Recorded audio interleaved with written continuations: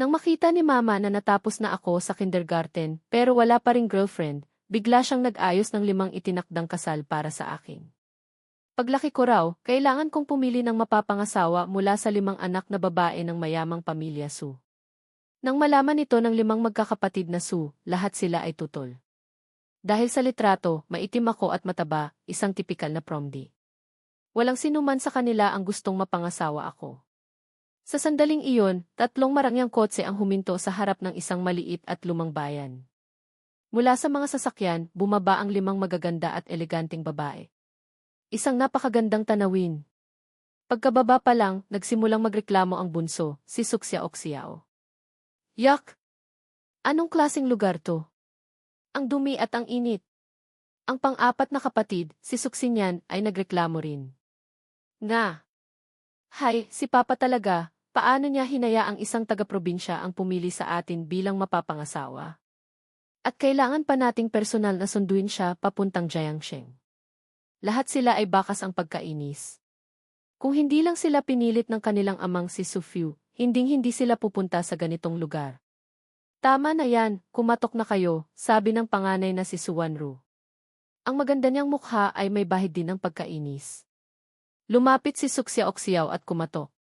Pagkalipas ng kalahating oras, sa wakas ay bumukas ang pinto. Ang lalaking nasa harap nila ay may perpektong mga tampok ng mukha, gwapo at malalim ang mga mata. Ang kanyang kilos ay mas maharlika pa kaysa sa kanila. Natulala si Suksya Oksiao. Hello, hinahanap ko si Jiang Yichen. Nandyan ba siya? Ako si Jiang Yichen, walang gana kong sagot habang tinitingnan sila. Sandali lang, kukunin ko lang ang mga gamit ko.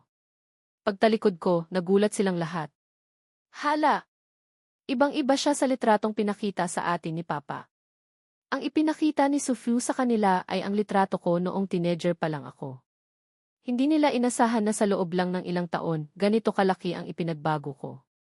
Gusto mo, pang-aasar ng pangalawang kapatid, si Suluoli. Pero kailangan kanyang piliin bilang asawa niya. Ayoko nga, sagot ni Suksya Oksiao. Anong silbi ng pagiging gwapo? Promdi pa rin naman siya. Talaga, marahan kong sabi mula sa likuran. Huwag kang mag-alala, hindi rin kita papatulan, isang batang hindi pa ganap ang paglaki. Hindi ko na pinansin ang nandidiring mukha ni Suksya Oksiao. Kinuha ko ang aking mga gamit at dumiretso sa sasakyan. Sumakay ako sa unang kotse, kung saan ang driver ay ang panganay na si Suwanru.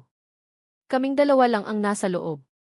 Hindi ako nagsalita at tumingin na lang sa labas ng bintana, halo-halo ang emosyon. Iniwan kami ng ina ko noong bata pa ako, at matagal kaming namuhay ng ama ko sa maliit na bayang ito. 2 buwan na ang nakalipas mula nang pumanaw ang aking ama dahil sa sakit. Ang huling habilin niya ay ang makahanap ako ng mabuting asawa. Matagal ko nang alam ang tungkol sa kasunduang ito sa pagitan ng aking ama at ni Tito Su.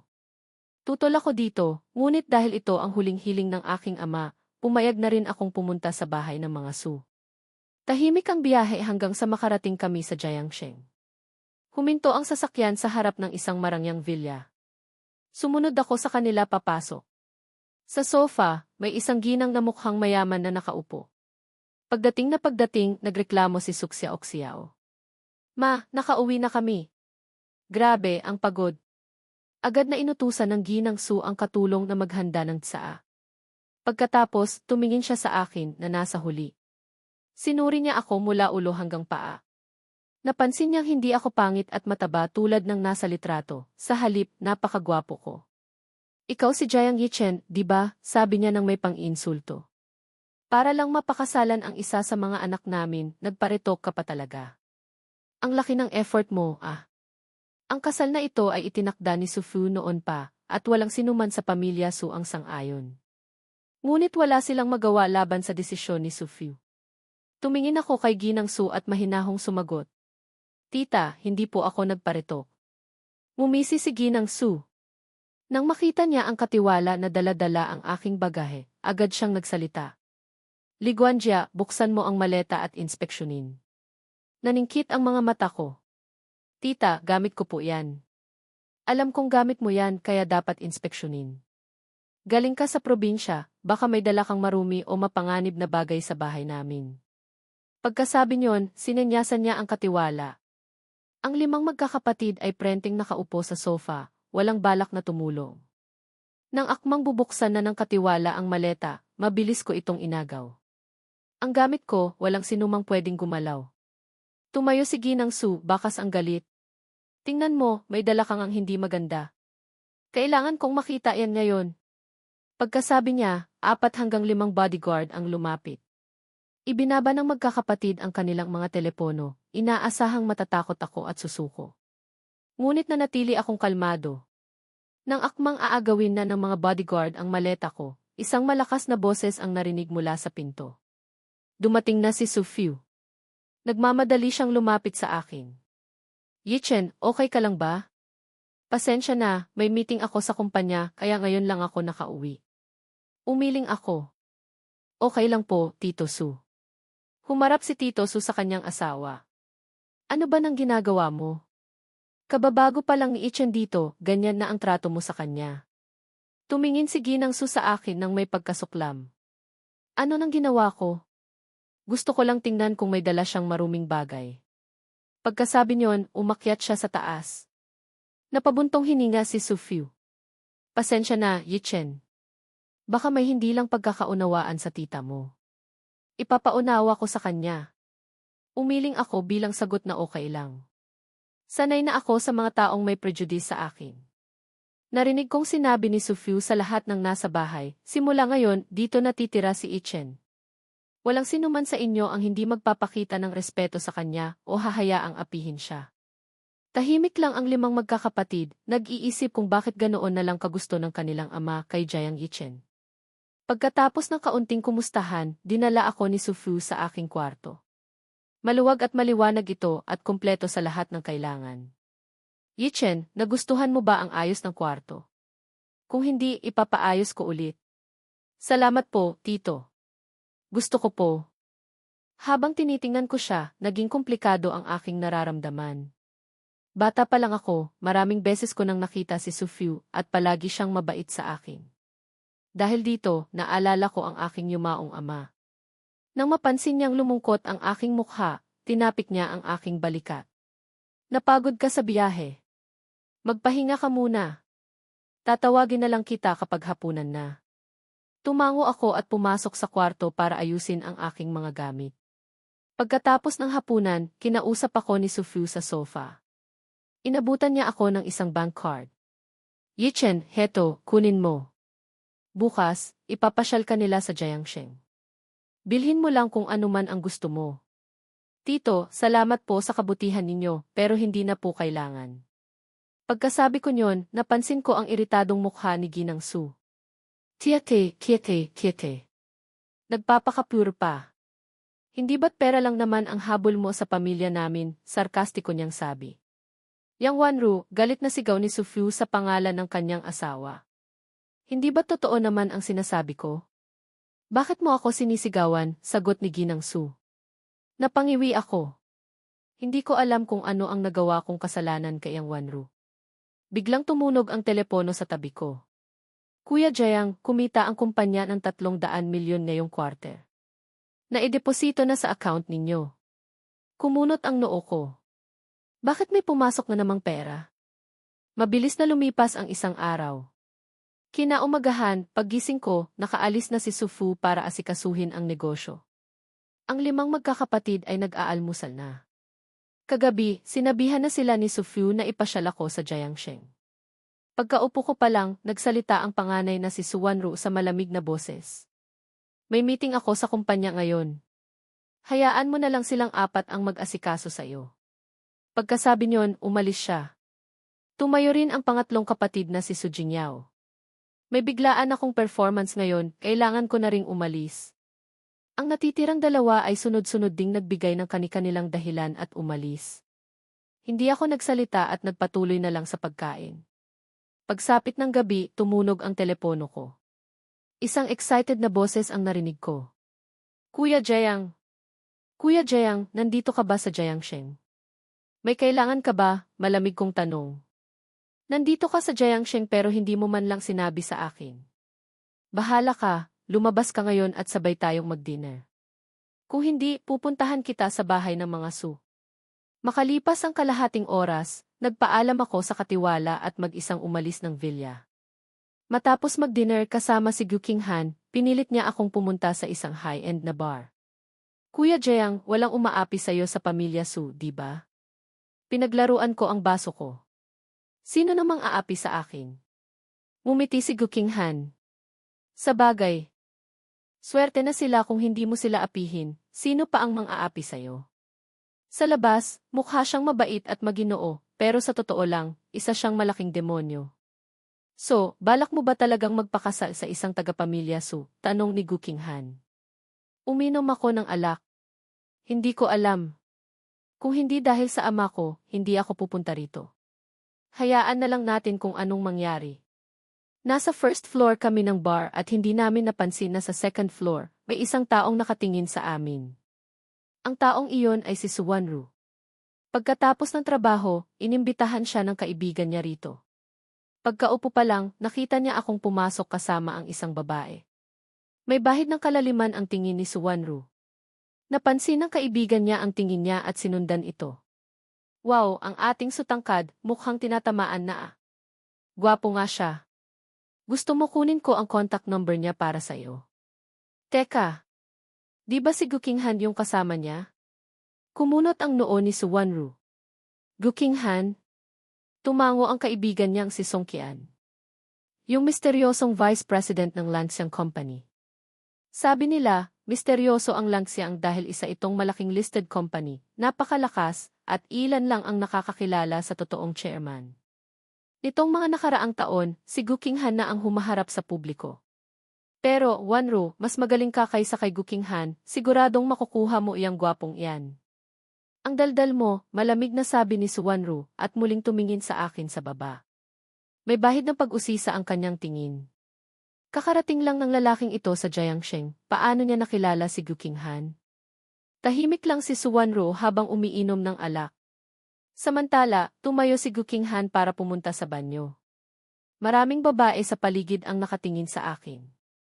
Maya-maya, isang mayamang ginang ang lumapit sa akin dala ang isang baso ng alak. Gwapo, maging magkaibigan tayo. Sabay tayong uminom. Tiningnan ko siya. Hindi ko kailangan ng kaibigan. Natigilan ang ginang pero ngumiti ulit. Maging magkaibigan lang. Ako na ang bahala sa lahat ng gastos mo ngayong gabi. Ano nang masasabi mo? Tiningnan ko siya ng walang emosyon. Nainis ang ginang.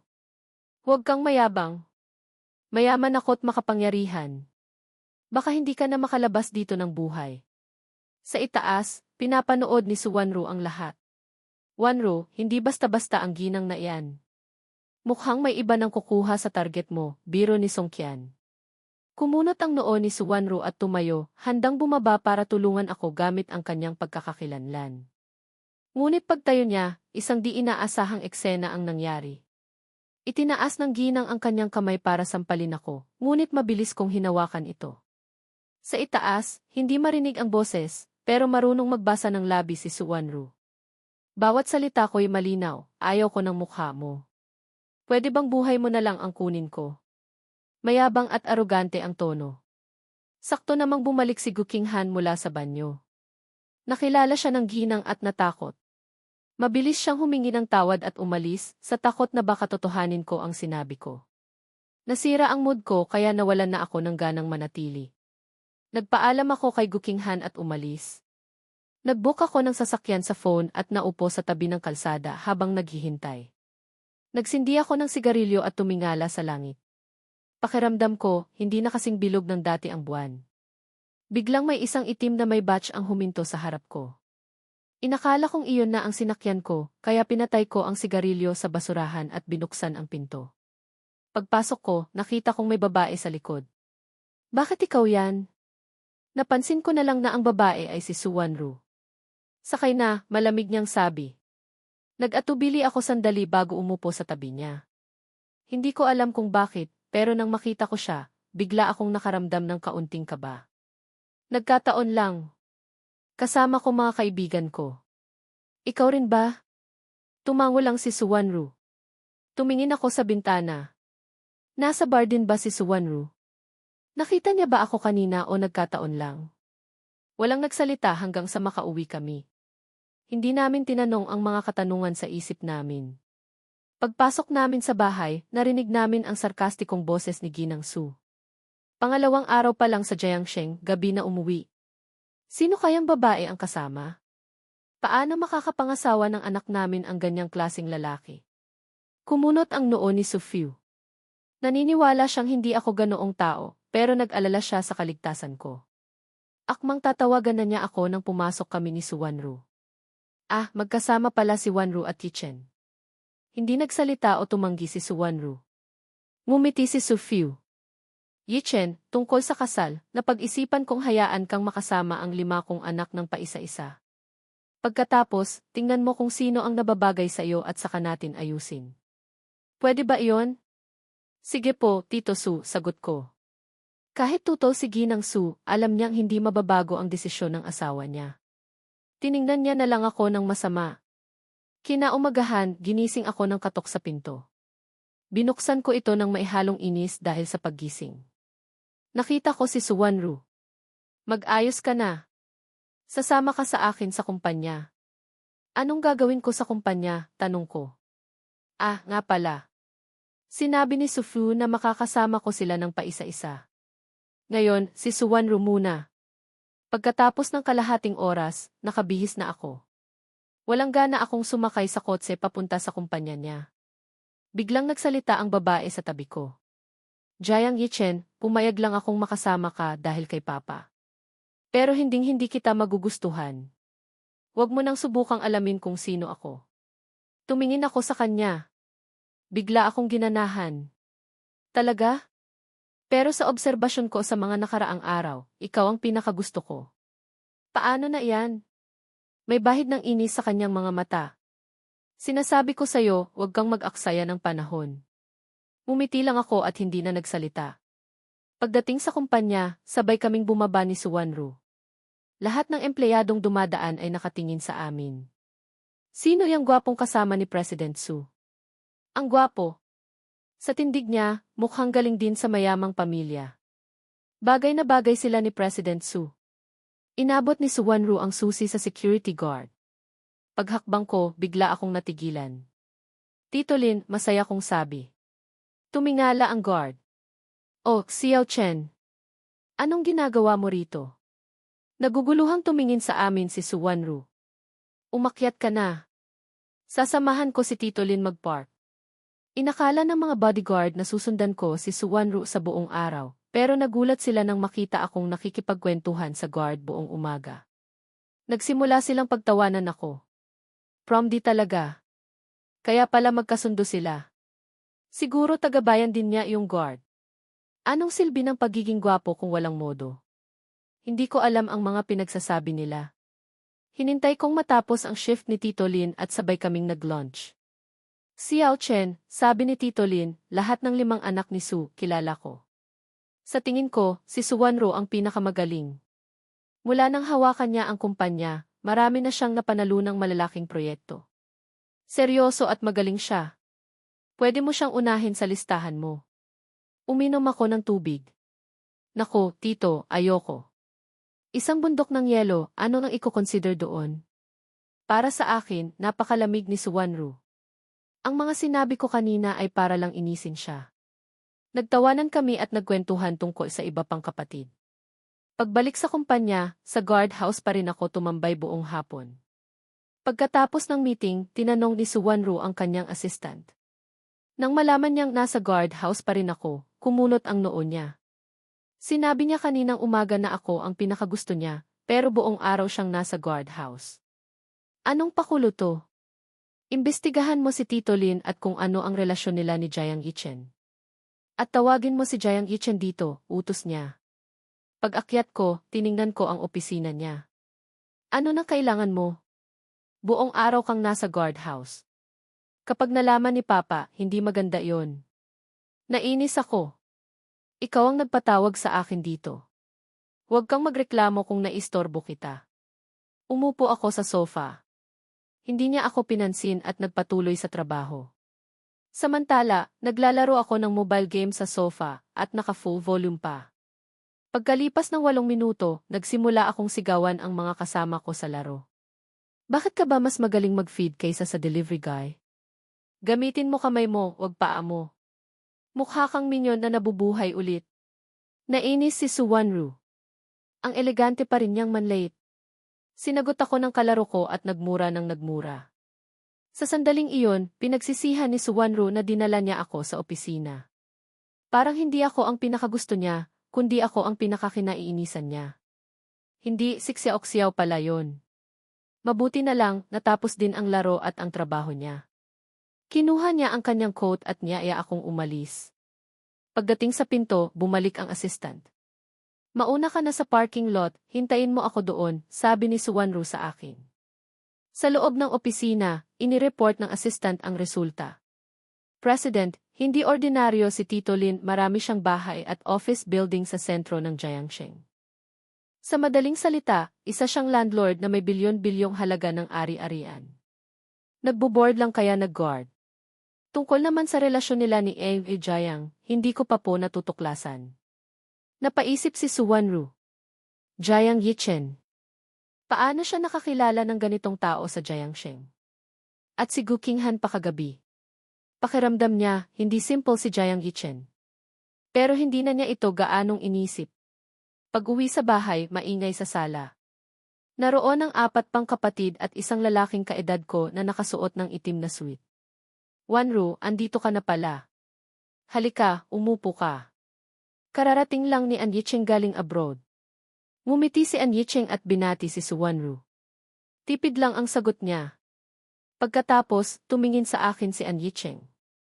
Ikaw si Jiang Yichen, di ba? Ako si An Yicheng. Magkababata kami ng mga kapatid na Su. Mula ngayon, magkapatid na tayo.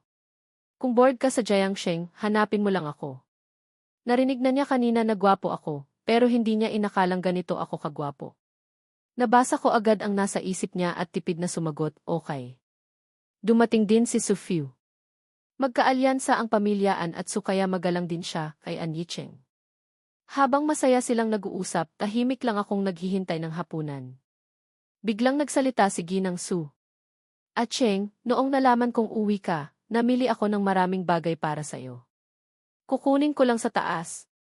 Pagbaba niya, nagtanong siya kay Su Fiu na saan na iyong kahon sa aparador ko. Paano ko malalaman, sagot ni Su Fiu. Tumingin siya sa mga anak niya. Kinuha niyo ba? Umiling silang lahat. Tita, baka ninakaw, sabi ni An Yicheng. Sino nang magnanakaw? Kung sino man yon, ilabas na ninyo ngayon at umalis na kayo. Kung hindi, sa kulungan kayo pupulutin. Nang walang umamin, inutusan ni Ginang Su ang katiwala na halughugin ang bawat kwarto.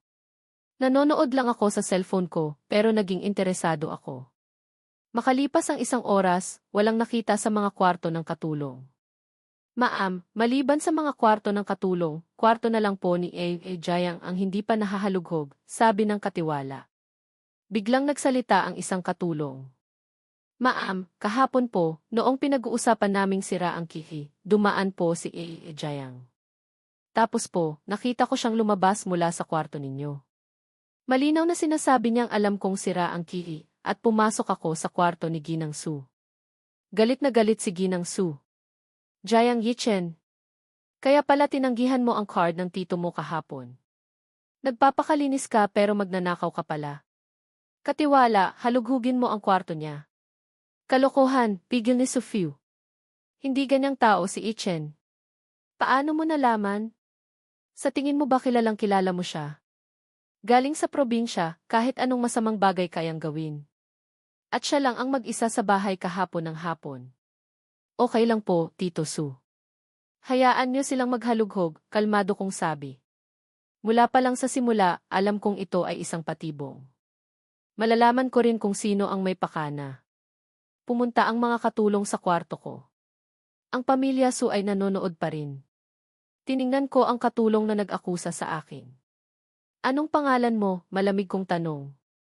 Hindi ako pumasok sa kwarto ni Ginang Su. Bakit niya ako sinisiraan? Zangting po, sagot ng katulong. Maya-maya, bumaba ang katiwala. Sir, ma'am, nakita po namin ito sa kwarto ni Eng Jiang. Isang itim na plastic bag na mailamang jade bracelet, ang nawawalang gamit ni Ginang Su. Nagulat ang lahat. Su Xiuan, ano pa ang masasabi mo? Tingnan mo kung anong klaseng lalaki ang nahanap mo para sa mga anak mo. Galing na nga sa probinsya, magnanakaw pa. Hindi si Ichen ang gumawa niyan, giit ni Su Fiu. Baka may hindi lang pagkakaunawaan, sabi naman ni An Yicheng. Biglang nagsalita si Su Wanru. Ma, tawagan natin si Tito An para i-check ang fingerprints. Kung si Jiang Yichen ang kumuha, dapat may fingerprints niya sa alahas. Tumawag si Su Fiu sa isang pulis na si Officer An. Kapag napatunayang si Jiang Yichen ang nagnakaw, kailangan niyang kanselahin ang kasal at umalis sa pamilya Su, sabi ni Ginang Su. Hindi ako ang nagnakaw, sabi ko. Naalala ko, parang may nakadikit na manipis na film sa door handle ng kwarto kahapon na wala na ngayon. Siguro doon nakuha ang fingerprints ko. Nandyan na ang ebidensya, anong idadahilan mo pa, ngisi ni Ginang Su. Tiningnan ko siya. Huwag po kayong mag-alala. May paraan ako para patunayan ang sarili ko. Tita, pahiram po ng bracelet. Kinuha ko ang bracelet mula sa mesa at isinuot ito. Itinaas ko ang kamay ko. Sa ilalim ng ilaw, agad na namula at namamaga ang aking pulso. Makatingkati at hindi komportable, pero hindi ko pinansin. Tita, maganda po talaga ang pagkakabili nyo sa jade na to. Itong katawan ko, kapag mas maganda ang kalidad ng jade, mas grabe ang allergy. Loko kang bata ka. Alam mong allergic ka, bakit mo pa hinawakan? Tanggalin mo yan, sabi ni Su Fiu. Tiningnan ko si Ginang Su ng malamig. 3 araw bago mawala ang mga sintomas na ito. Kaya hindi ako ang nagnakaw. Baka naman naka-gloves ka, git pa rin ni Ginang Su. Umiti ako. Kung naka-gloves ako, paano magkakaroon ng fingerprints ko sa bracelet? Natigilan si Ginang Su. Nagkaka-allergy ako sa jade, at walang anumang sintomas ang kamay ko kanina. Malinaw na ito ay isang setup laban sa akin. Ngayon, gusto kong itanong, bakit niyo binigyan si Zhang Ting ng 200,000 kahapon? Nagbago ang ekspresyon ni Zhang Ting at Ginang Su. Ano nang pinagsasabi mo? Mula sa phone ko, ipinakita ko ang isang litrato ng bank transfer mula sa account ni Ginang Su papunta kay Zhang Ting. Alam kong hindi ako basta-bastang isisetop ng isang katulong maliban na lang kung may nag-utos. Kaya tinanong ko ang pangalan niya at chinek ang kanyang bank records. Lahat pala ay gawa-gawa lang ni Ginang Su. Nang makita ang bank statement, nagulat ang lahat at naunawaan ang nangyari. Tanging si Su Wanru lang ang may pagtataka sa kanyang mga mata. Paano nalaman ng lalaking ito ang tungkol sa transfer na yon? Nagkasakit ang nanay ni Zhang Ting kaya humingi siya ng cash advance, paliwanag ni Ginang Su. Napabuntong hininga si Su Fiu. Nandoon ako noong nag-apply si Zhang Ting. Ulila siya. Yichen, bibigyan kita ng hustisya. Tumingin siya kay Su Wanru. Dalhin mo muna si Yichen sa ospital. Sumama ako kay Su Wanru. Pagbukas ng pinto ng kotse, nagsalita siya. Sorry. Alam kong para iyon sa nanay niya. Okay lang. Siguro bigo kayo, no? Kung nagtagumpay ang plano, makakaalis na sana ako sa pamilya Su. Nga pala, sa tingin mo ba ako ang gumawa noon? Hindi, sagot ni Su Wanru. Hindi ka mukhang ganoon katanga. Umiti ako. Nga. Para maging asawa ng isang Su, ano lang ba iyang maliit na bagay na yan? Hindi ako ganoon katanga. Pagdating sa ospital, kinuha namin ang gamot. Habang nakaupo ako, lumapit si Su Wanru. Akin na ang kamay mo.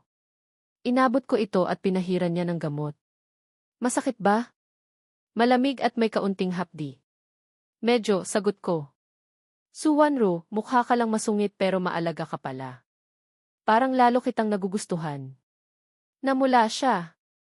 Sinabi ko na hinding-hindi kita magugustuhan. Umiti lang ako. Siyempre, nagbibiro lang ako. Kailangan kong pag-aralan ng mabuti ang 5 ito. Habang papaalis kami, isang kakaibang pakiramdam ang lumitaw sa puso ni Su Wanru. Samantala, sa bahay, nag-aaway na sina Su Fu at Ginang Su. Yang Wanru, ilang araw pa lang si Ichen dito, bakit mo siya ginaganon? Bata pa lang siya. Dahil sa'yo to, Su Xiuan. Bakit mo siya dinala dito? Matagal ko nang sinabi sa'yo na ang kasunduan sa kasal ay dahilan mo lang. Hindi ba't dahil gusto mo pa rin si Jayang Hansiao, ina ko? Matagal lang tapos yon. Ikaw na lang ang nasa puso ko ngayon. Kung ganoon, bakit ka ganyan kabait kay Jayang Yichen? Dahil ang ama niya ang sumalo ng bala para sa akin noon. Dahil doon, napilayan siya at nanirahan sa probinsya kasama si Ichen. Bago siya mamatay, ipinagbili niya sa akin na alagaan ko si Ichen. Natigilan si Ginang Su. Pag-uwi namin, humingi ng taos pusong paumanhin si Ginang Su. Tinanggap ko ito at umakyat na para magpahinga. Maya-maya, kumatok siya. May kailangan po kayo, tita. Gusto kong makipag-usap sa'yo. Tinatanggap na kita sa pamilya namin at pumapayag na akong pakasalan mo ang isa sa mga anak ko. Pero sa kanilang 5, hindi mo pwedeng piliin si Suwanru. Bakit po? Siya ang pinakamagaling kong anak at may napili na akong mapapangasawa para sa kanya. Kaya layuan mo siya. Malinaw na sinasabi niyang hindi ako karapat-dapat. Siguro si An Yicheng ang tinutukoy niya. Naiintindihan ko po, tita. Kinabukasan, si Suloli, ang pangalawang kapatid, naman ang kasama ko. Siya ay vice president ng Su-group at laging kalaban ni Suwanru. Kamusta ang pagsasama niyo ni Wanru kahapon? Tanong niya. Okay naman, sagot ko. Sinasabi ko sa'yo, hindi mabuting tao yang si Wanru. Malupit yan. Huwag mo siyang pipiliin. Umiti ako. Kung ganoon, ikaw na lang ang pipiliin ko. Natigilan siya at pilit nang umiti. Huwag naman. Buong araw, abala siya sa kumpanya habang ako ay nasa guardhouse ulit. Sa ikatlong araw, kasama ko si Su Jingyao, ang pangatlong kapatid. Isa siyang sikat na artista na may milyon-milyong fans. Kaarawan niya ngayon at ika-negatibo 10 anibersaryo sa showbiz. Buong araw siyang nag-ensayo para sa concert niya, kaya wala siyang oras para sa akin. Pagbaba ko mula sa pagtulog, sinalubong ako ni An Yicheng. Pupunta kami sa mall para mamili ng damit at regalo para kay Jingyao. Sama ka. Sumama ako. Sa isang brand ng suit, dinala ako ni An Yicheng. Ang gwapo mo, siguradong bagay sa iyo ang suit. Kumuha siya ng isang lumang style na berding suit. Ito, maganda. Subukan mo. Hindi ako umimik. Kumuha siya ng isa pang mas pangit na suit. Tiningnan ko siya. An Yicheng, kung ayaw mo sa akin, huwag kang magkunwari. At huwag mong gamitin ang ganitong paraan. Galing man ako sa probinsya, hindi masama ang taste ko. Yichen, baka nagkakamali ka lang. Hindi ko na siya pinansin at pumili ako ng sarili kong suit. Nang babayaran ko na sana, inabot ni Suwanru ang kanyang black card. Salamat, sabi ko. Huwag kang magkakamali. Utos to ni Papa, sabi niya at umalis. Paglabas namin ng mall, ang dami kong bitbit. Yung iba dyan, hindi na nahiya. Ang daming ginastos, parinig ni Suksya Oksiao, nagalit pa rin sa sinabi ko tungkol sa kanya. Suksya Oksiao, huwag kang ganyan. Kaunti lang naman ang binili ni Ichen, sabi ni An Yicheng. Ikaw ba ang nagbayad, malamig kong sabi. Pera iyon ng ate ko, sagot ni Suksya Oksiao. Nga. Pera ng ate mo. Siya nga hindi nagsasalita. Bakit kaangal ng angal, sabi ko at sumakay na sa kotse. Pagsapit ng gabi, pumunta kami sa concert. Umupo si An Yicheng sa tabi ni Suwanru. Ako naman, sa tabi ni Suloli. Nang magsimula ang concert, lumabas si Su Jingyao. Napakaganda niya. Ang ingay ng mga sigawan. Sa isang bahagi ng programa, sinabi ng host, may sorpresa kami. Random kaming pipili ng isang lucky fan para umawit kasama si Jingyao. Umikot ang numero sa screen at huminto sa 26. Ayan, Jayang Yichen, ikaw ang 26, sabi ni Suluoli. Alam kong may nag-set up sa akin. Nakita ko ang ngiti sa mga mata ni An Yicheng. May gustong mapahiya ako. Umiti ako at dahan-dahang umakyat sa stage. Nagulat si Su Jingyao nang makita ako. Wow, ang gwapo naman ni Kuya. Anong pangalan mo? Tanong ng host. Jayang Yichen. Nagulat ang lahat. Siya pala yung may arranged marriage sa mga Su. Ang gwapo. Ang kakantahin natin ay Good Night ni Busy, sabi ng host. Sintonado ako, hindi ako marunong kumanta. Pasensya na, sabi ko. Bumaba ka na dyan. Nakakahiya ka, sigaw ng mga fans. Alam kong masaya na ang mga gustong mapahiya ako. Pero gusto kong gulatin sila. Kinuha ko ang mic. Hindi ako marunong kumanta ng kantang yan. Pero pwede akong tumugtog ng piyesa. Nagduda si Su Jingyao. Hindi marunong kumanta pero marunong magpiano. Pumunta ako sa piano. Nang magsimula ang intro, nagulat si Su Jingyao. Ang galing ko palang tumugtog. Kumanta siya ng buong puso. Ang aming performance ay perpekto. Hindi niya maiwasang mapatingin sa akin. Sa baba, umiti si An Yicheng. Hindi ko akalain na ganito kagaling magpiano si Jiang Yichen. Mukhang grade 8 pataas. Isang tumutugtog, isang kumakanta. Isang perpektong pagtatanghal. Mukha silang bagay sa isa't isa. Pero kahit iyon ang sinasabi, galit na galit si An Yicheng sa kanyang puso. Ang gymnasium na ito ay pag-aari ng pamilyaan.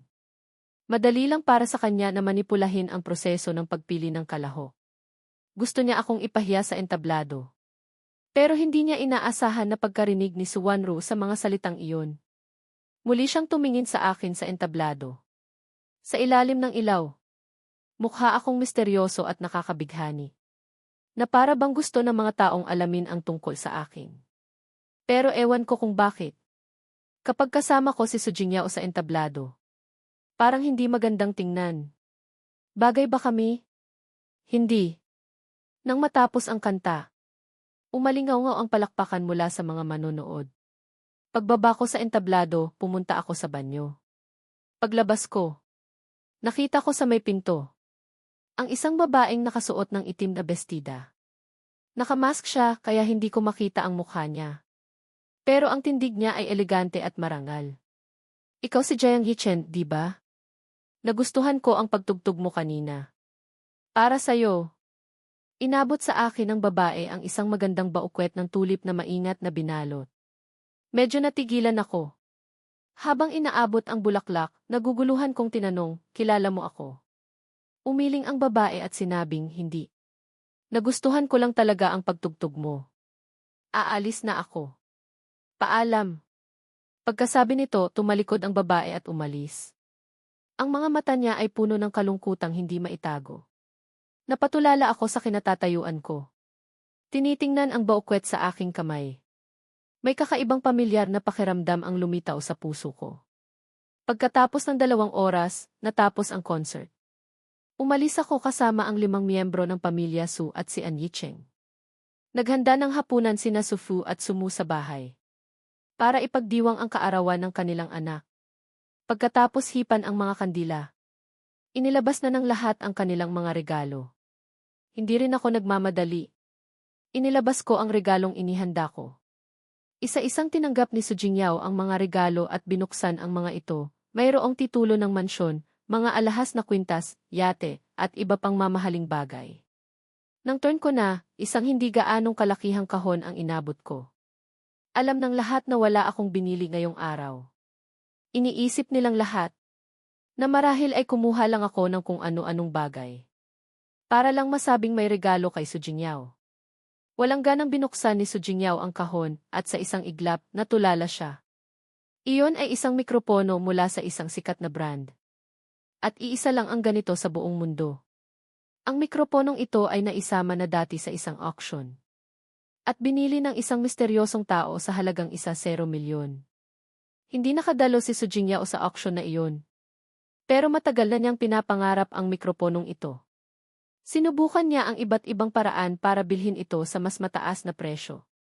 Pero hindi niya mahanap ang bumili. Nagdududang nagsalita si Su Xiaoxiao. Hindi kaya peke yan? Pero sa isang tingin pa lang, alam na ni Su Jingyao na hindi ito peke. Tuwang-tuwa siyang nagsalita, grabe. Jiang Yichen, para sa akin ba talaga to? Kalmado akong tumango. Isang mikropono lang yan. Bakit ka sobrang excited? Parang wala kang masyadong nakikita. Nagtatakang nagtanong si Su Jingyao, saan mo nakuha to? Iwinagayway ko ang aking kamay. Magaling akong magpiano. Yung taong bumili niyan dati, kilala ako kaya ibinigay na lang sa akin. Gusto niya akong pumasok sa music industry, pero hindi naman ako marunong kumanta, kaya ibinigay ko na lang sa'yo. Gumawa lang ako ng palusot. Pero muling nagulat ang lahat sa akin. Mukhang ang mga regalo nila ay hindi kasing halaga para kay Su Jingyao kumpara sa ibinigay ko. Dahil dito, nagsimulang magbago ang tingin nila sa akin. Noong una, akala nila isa lang akong walang kwentang hampas lupa. Pero sa mga nakalipas na araw, napagtanto nila na iba ako sa inaakala nila. Maya-maya, nagsalita ako, "Happy birthday." Medyo pagod na ako, kaya akyat na ako para magpahinga. Kinabukasan, maaga akong gumising. Ngayon ay araw ko para makasama si Suksinyan. Isang doktor. Mukhang seryoso at mahinhin si Suksinyan. Ilang araw na ako sa bahay ng mga Su. Pero halos hindi kami nag-uusap. Nagmaneho kami papuntang ospital. May dalawa akong operasyon ngayon kaya medyo busy ako. Dito ka lang muna sa opisina ko. Tumango ako. Maghapon akong naglaro ng games. Pero hindi pa rin tapos si Suksinyan sa kanyang operasyon. Dahil sa sobrang pagkabagot, umalis na lang ako sa ospital para maglakad-lakad. Hanggang sa pag-uwi ko ng gabi, hindi ko na muling nakita si Suksinyan. Kinabukasan, turn na ni Suksya-Oksiao. Siya ang bunso sa pamilya Su. At nag-aaral pa sa kolehiyo. Dahil naka-leave ang driver ngayon. At dadaanan naman ng kumpanya ni Suwanro ang eskwelahan. Sabay-sabay kaming tatlo na umalis sa villa pagkatapos mag-almusal. Habang nasa daan, narinig ko ang nasa harap na si Suksya-Oksiao. Nasumigaw sa gulat, "Grabe! Ate, kakabasa ko lang ng balita. Kahapon, may bumasag sa record mo sa Death Valley."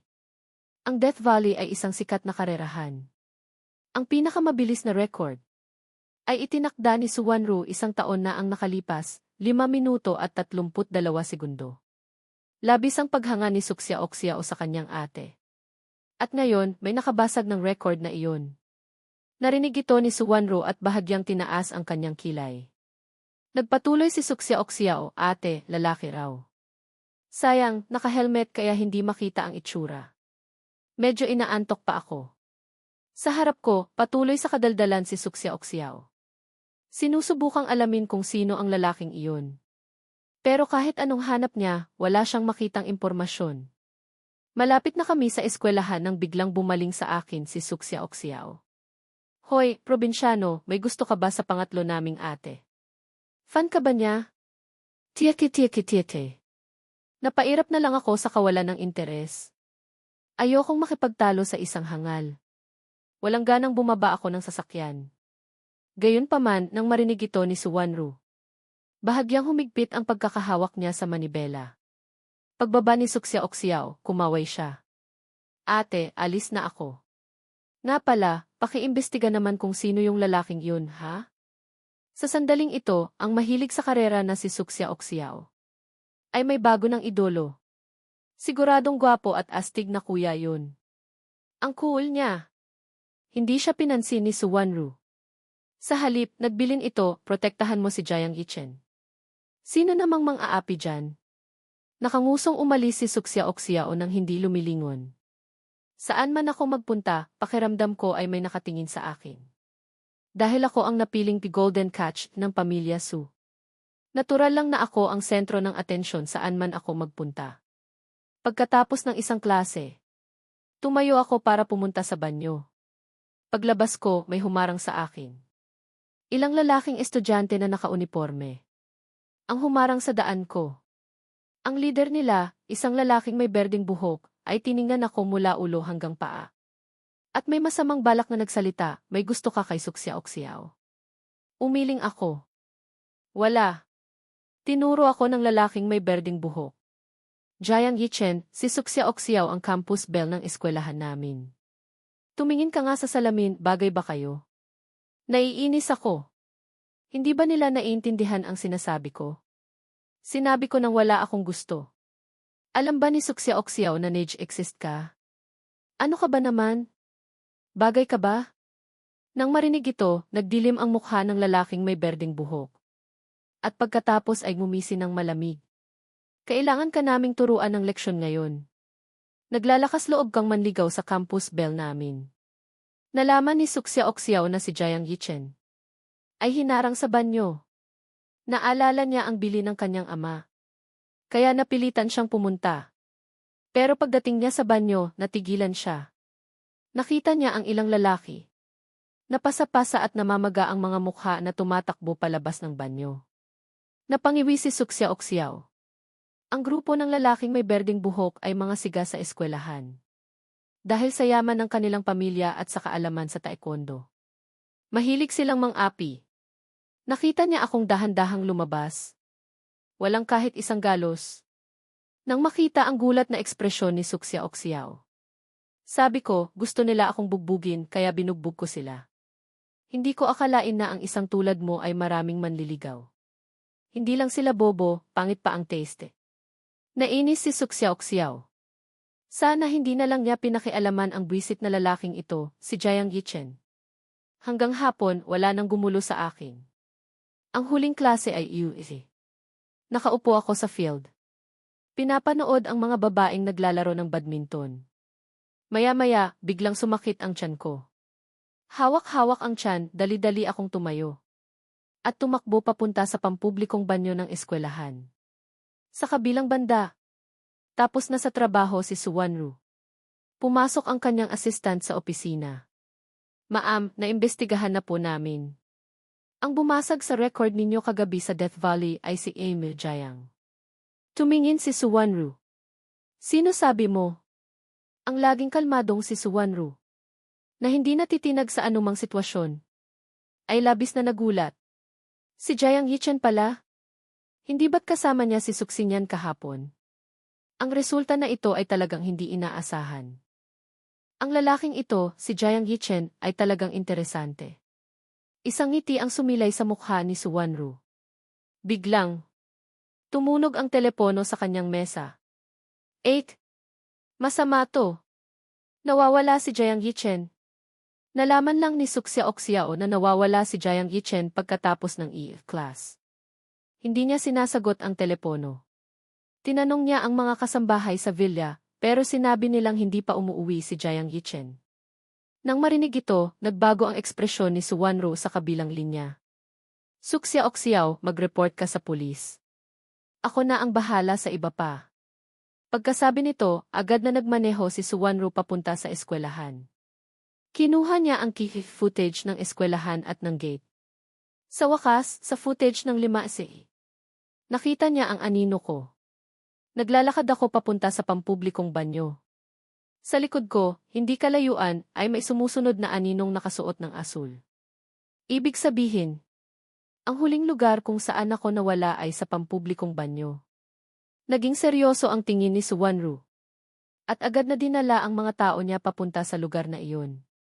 Alas negatibo 6 na ng gabi. Kakaunti na ang mga taong dumadaan sa lugar na iyon. Paglapit pa lang ng grupo ni Suwanru. Malinaw nilang narinig ang sigaw ng isang lalaki mula sa loob. Hindi ba't kanina ang lakas mo pa? Bakit hindi ka lumalaban ngayon? Sige, saktan mo pa ako. Isang walang hiyang lalaki, inaakit mo ang aking Sujinyaw. Tingnan natin kung hindi kita bugbugin hanggang sa sumuko ka.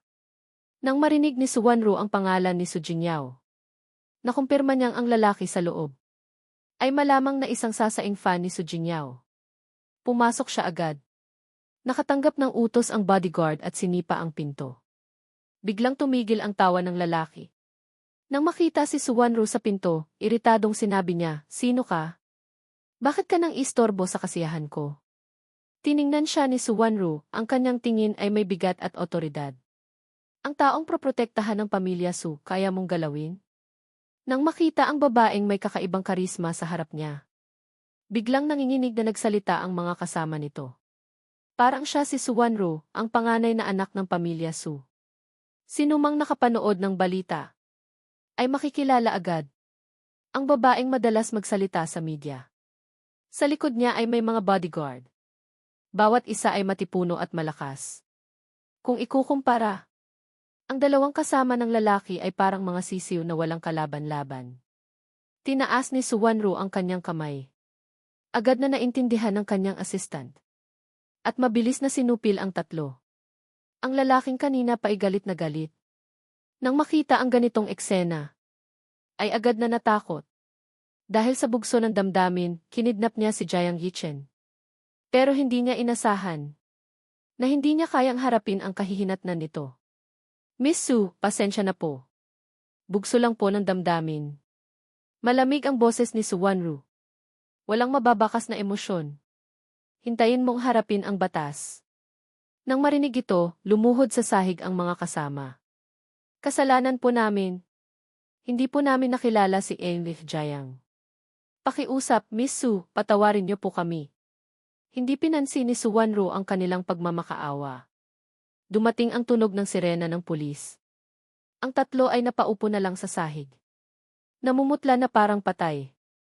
Pagkaalis ng mga pulis kasama ang tatlo. Ang naiwan na lang sa eksena ay ang nagmamadaling dumating na si Suksya Oxiao. At si Su Wanru na umaalalay sa akin. Ang lalaking to, ang galing maghanap ng gulo.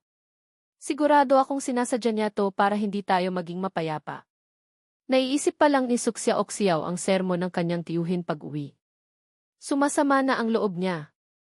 Kumunot ang noo ni Su Wanru. Tama na, Xia Oxiao. Huwag ka nang magsalita. Dalhin na natin siya sa ospital. Kung idadala mo, ikaw na lang. Hindi ako sasama. Pagkasabi nito, nagdabog na umalis si Suksya Oxiao. Tumingin si Su Wanru sa ibaba. Tinitingnan ako na masakit ang itsura at puno ng pasa. At dinala ako sa ospital. Dahil sa koneksyon kay Suksinyan. Dinala ako ni Su Wanru diretso sa kanyang opisina. Maingat na sinuri ni Suksinyan. At kumunot ang kanyang noo. Seryosong tiningnan ako ni Su Wanru. Anong nangyari? Malubha ba ang mga sugat niya? Bahagyang umubo si Suksinyan. Marami siyang pasa sa katawan at may bahagyang mild concussion.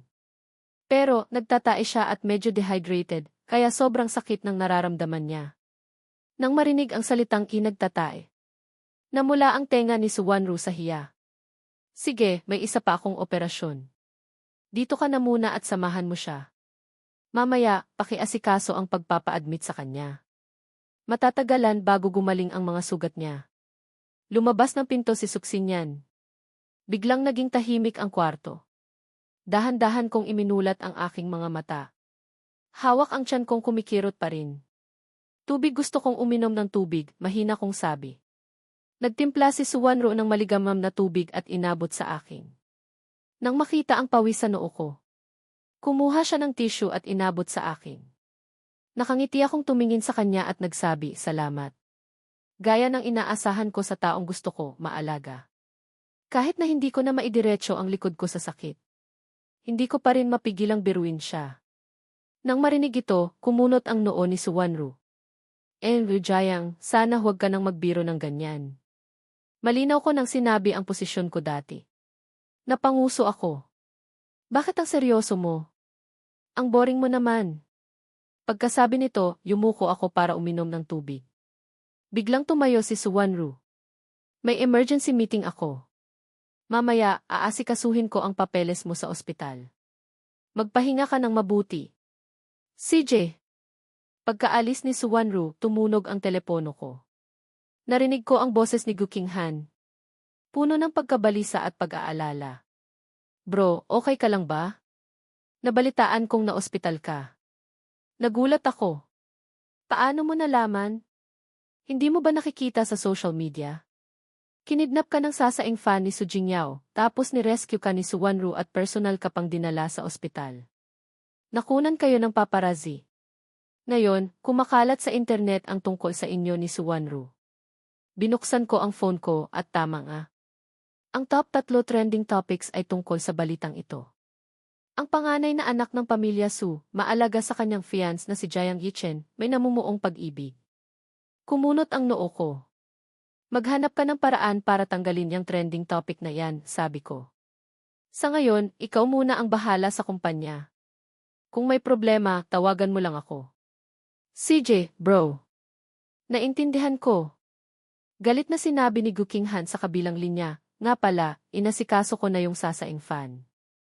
Hinding-hindi na siya makakalabas ng kulungan habang buhay. Okay, sabi ko. Pakiramdam ko, hindi ganoon kasimple ang mga nangyari. Nagpatuloy si Gu Qinghan, saka, gusto ng Su Group na makipag-partner sa atin. Malaki ang kita. Pero may isang kondisyon sila, gusto nilang makilala ang misteryosong hihi ng kumpanya natin. Napaisip ako. Bakit kailangan nila akong makita? Alam kong hindi ka pwedeng magpakita ngayon, sabi ni Gukinghan, kaya tinanggihan ko muna ang partnership. Sinabi kong sa susunod na lang kung may pagkakataon. CJ. Tinapos ko ang tawag. Napangisi ako. Gusto niyo akong makita. Hindi pa ito ang tamang panahon. Suwanru, mahaba pa ang lalakbayin natin. Kinabukasan ng umaga. Muling nagpakita si Suwanru sa kwarto ng ospital.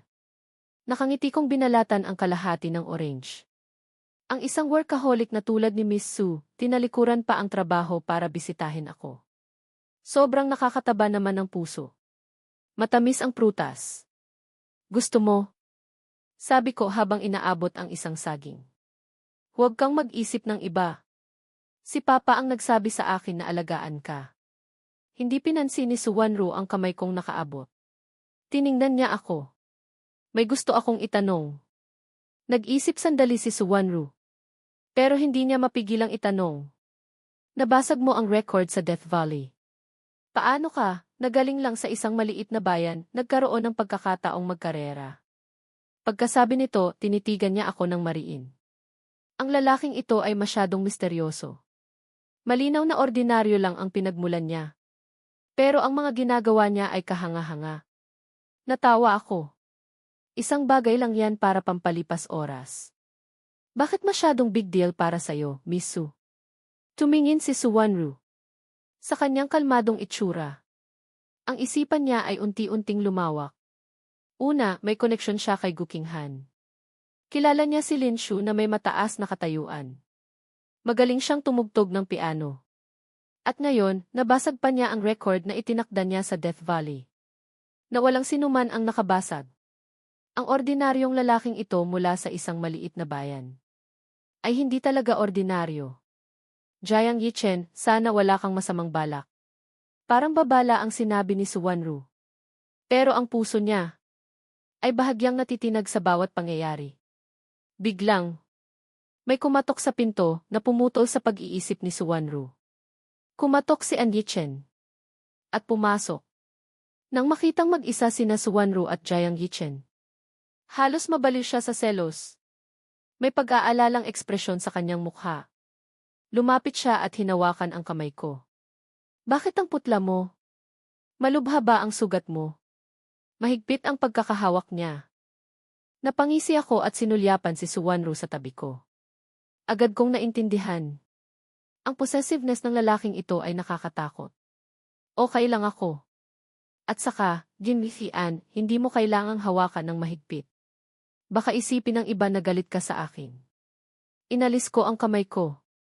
At kalmadong sinabi ang iniisip ni An Yichen.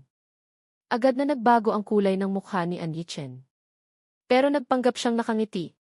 Nag-aalala lang naman ako sa'yo. Paano kung may mangyaring masama sa'yo, malulungkot si Uncle Su? Napangisi ako. Hindi pa nga nagiging manugang ng pamilya Su, pero masyado nang nag-aalala sa opinyon ni Uncle Su. Masyado kang maalalahanin, MDN. Nang marinig ito, nalungkot ang mukha ni An Yichen. Jiang, parang galit ka sa akin. Tiningnan ko siya. An, dahil lang sa ilang salita, iniisip mo nang galit ako sa'yo. Hindi ba't masyado kang mapag-isip? Bihira akong makakita ng ganitong peking lalaki. Naging pangit ang itsura ni An Yichen. Gusto ko lang sanang bumisita, pero hindi ko inaasahang ganyan kakasakit magsalita. Aalis na lang ako. Tumayo si An Yichen na akmang aalis. Nang makita ito, kumunot ang noo ni Suwanru. Malamig niyang sinabi, Jiang Yichen, huwag kang masyadong masakit magsalita. Bumibisita lang si An Yichen. Kumunot ang noo ko. Iwinagayway ko ang kamay ko. Hindi na kailangan ng pagbisita. Medyo masama ang pakiramdam ko. Huwag niya na akong istorbohin sa pagpapahinga. Tiningnan ni Suwanru ang nakakunot kong noo. At dumilim ang tingin niya. Sige, aalis na kami. Magpahinga ka ng mabuti. Humakbang si An Yichen para paghiwalayin sila. Nang marinig ito, sumunod siya sa likod ni Suwanru. Palabas. Nang umalis sila, Muling naging tahimik ang paligid. Pero hindi mapakali ang kalooban ko. Bigla kong napagtanto. May isang mahalagang bagay akong nakaligtaan. Ang pagpunta ko sa klase kasama si Suksya Oksiao ay hindi alam ng maraming tao. Paano nalaman ng sasaing fan ang eksaktong lokasyon ko?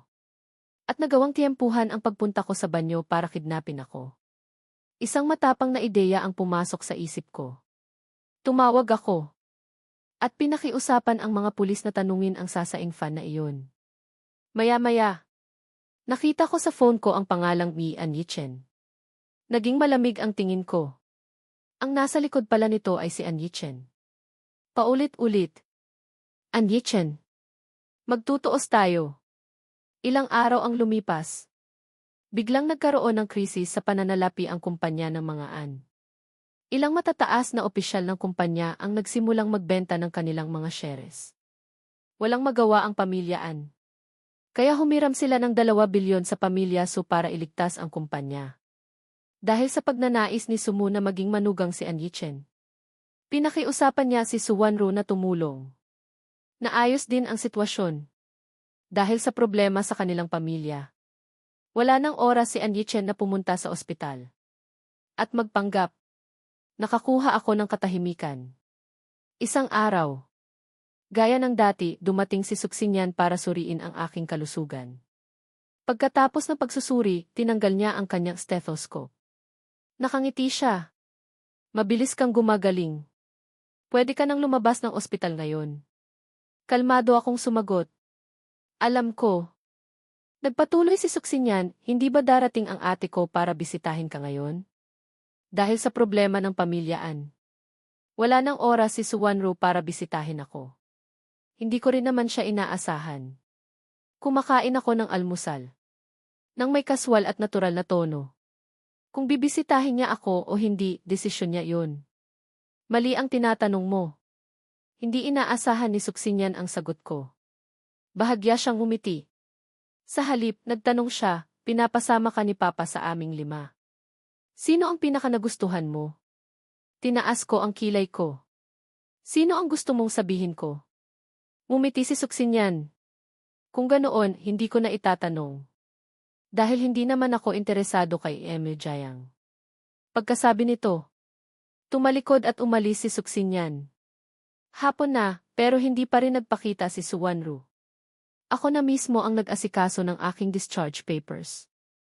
At sumakay sa sasakyan ng pamilya Su pauwi. Halos magaling na ako. Pero hindi naman pwedeng manatili lang ako sa bahay. Iminungkahi ni Sufu na magtrabaho ako sa kumpanya. Iba-iba ang naging reaksyon ng lahat. Pinakamatindi ang reaksyon ni Suksya Oksiao. Sinulyapan niya ako na kalmadong umiinom ng tsaa sa sofa. At may paghamak na sinabi. Isa lang siyang probinsyanong galing sa maliit na bayan. Paano niya malalaman kung paano magpatakbo ng kumpanya? Papa, wag mo siyang masyadong bigyan ng tiwala. Tiningnan ko ang nagagalit na itsura ni Suksya Oksiao. At natawa ako. Kahit anong mangyari, mas magaling pa rin ako sa'yo. Hindi nagsalita si Suwanru. Tahimik niya akong tinitingnan. Pakiramdam niya, may iba pang sorpresa ang lalaking ito. Naging seryoso ang mukha ni Sufiu. Ang tingin niya kay Suksya Oksiao ay puno ng pagsisisi. Kahit galing pa sa maliit na bayan si Ichen, hindi mo dapat siya lait-laitin dahil sa kanyang pinagmulan. Hindi ka kakain ng hapunan ngayong gabi. Manatili ka sa kwarto mo at mag-isip. Biglang nagsalita si Su Jingyao. Sa tingin ko, pwedeng subukan. Totoo namang nakakabagot kung mananatili lang siya sa bahay. Dahil sa mikroponong ibinigay ko sa kanya. May kaunti na siyang pagtingin sa akin. Sa sandaling ito, kinakampihan niya ako. Nag-isip sandali si Suwanru. At sa huli ay nagsalita, hayaan muna siyang mag-intern sa kumpanya. Kung hindi talaga kaya, hahanapan natin siya ng ibang gagawin. Tapos na ang usapan. Hindi na mababago ang desisyon. Galit na galit si Suksya Oksiao. Pero ang Su Corporation ay itinatag ni Suwanru. Kaya hindi siya makapalag. Tahimik na lang niyang kinuyom ang kanyang kamao. Tiningnan ko ang kanyang galit na mukha. At mumiti ng mahinahon. Papasok ako sa Su Corporation. Bakit parang hindi ka masaya? Tinaas ni Suksya-oksyaw ang kanyang kilay. Ikaw na lalaki, puro gulo lang ang dala mo. Kapag pumasok ka sa kumpanya, ewan ko kung anong kalokohan ang gagawin mo. Wala akong ganang makipagtalo sa isang bata. Kaya hindi ko na siya pinatulan. Kahit anong mangyari.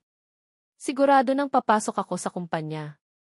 Kahit gaano pa kainis si Suksya-oksyaw, kailangan niyang tanggapin ang katotohanan. Sinabi at ginawa. Kinabukasan ng umaga. Tinawag ako ni Suwanro para sabay kaming pumasok sa kumpanya. Sa unang araw ko sa kumpanya, inilagay ako ni Suwanro sa design department. Bilang isang ordinaryong empleyado, nakangiti akong bumati sa mga katrabaho ko. Pagkaupo ko pa lang, isang tumpok ng mga dokumento. Ang malakas na ibinagsak sa mesa sa harap ko. Sige, ito ang mga trabahong kailangan mong gawin. Bago magnegatibo 12, tapusin mo to at i-email sa akin. Huwag mong isipin na porket may backer ka, pwede ka nang mag-relax, Jayang Yichen. Biglang natigil ang daldal ng lalaki. Nang makita ang pamilyar na gwapong mukha sa harap niya. Natigilan si Liu Jai. Umiti ako. Hello, matagal na tayong hindi nagkita, Liu Jai. Naaalala ko ang lalaking ito. Noon, dahil anak siya ng prinsipal. At dahil ang babaeng gusto niya ay may gusto sa akin. Paulit-ulit niya akong inapi. Nag-away pa kami dahil doon. Pagkatapos, na-expel ako at pumunta sa ibang bansa. Para tapusin ang 2 degree. Pagkatapos ay bumalik ako. Hindi ko inaasahan na sa kabila ng lahat, magkikita pa rin kami. Iba na ako ngayon kumpara dati. Pero ang tigas ng ulo ko ay hindi nagbago. Malamig ang ngiti ko. Tinitingnan ang unti-unting nababaluktot na mukha ni Liu Jai. Ano? Nakita mo ako at hindi ka na makapagsalita? Dahil siya ang supervisor. Biglang tumaas ang kanyang kumpiyansa. Binabalaan kita. Ako ang boss mo ngayon. Huwag kang gagawa ng kalokohan. Kapag hindi ka nagtrabaho ng maayos, marami akong paraan para mapaalis ka. Natawa ako. Nagsisimula ka ng gamitin ang posisyon mo para sa akin. Kung ganoon, siguraduhin mong mananatili ka sa posisyong iyan. Sa sinabi kong iyon, sumiklab ang galit ni Liu Jai. Hindi niya matanggap ang pang-iinsulto. At isa-isang inilabas ang mga nakaraang pangyayari. Ano bang tingin mo sa sarili mo? Ang lakas ng loob mong pagsabihan ako. Pagkatapos mong mag-drop out noong middle school, ewan ko kung saan ka nagloko. Baka binubuhay ka na ng matandang babae, ano? Kung hindi, paano ka nakahanap ng ganitong trabaho? Nang marinig iyon, dumilim ang mukha ko. Binubuhay ng babae. Sinasabi mong binubuhay ako ng babae, ha? Nang makita ang biglang pagbaba ng aking aura. Nataranta si Liu Jai. Bigla niyang naalala na may kapangyarihan siya. Habang ako ay isang lalaking binubuhay lang. Muling tumaas ang kanyang yabang. Ginawa mo na, takot ka pang sabihin ng iba? Mas matangkad ako kay Liu Jai ng isang ulo. Bahagya akong yumuko at mumisi ng malamig. Kung malaman ni Uncle Su na ang kanyang magiging manugang ay sinasabihang binubuhay lang, ano kaya ang magiging reaksyon niya? Yung Jayang na may kasunduang kasal sa pamilya Su na nasa balita ikaw yon. Bihirang manood ng balita si Liu Jai. Kaya medyo narinig lang niya ito.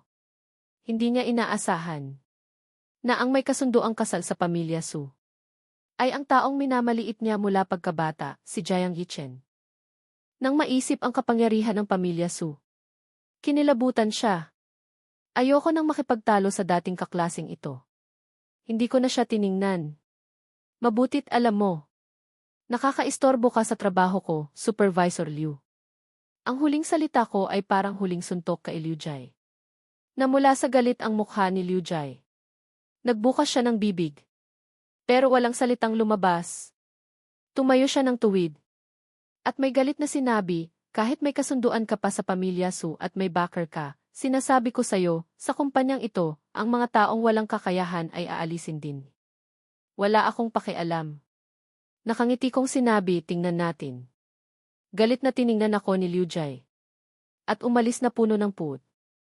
Nag-iisip kung paano makakaganti. 11:11 ng umaga. Isang oras bago ang deadline, ipinasa ko ang mga dokumento kay Liu Jai. Pero hindi nagtagal, ibinalik ito. Walang anumang komento sa dokumento. Tanging 2 salita lang, ulitin. Sabi ko na nga ba, itong si Liu Jai ay gagawa ng paraan para pahirapan ako. May tiwala ako sa aking proposal. Kaya hindi ko ito binago.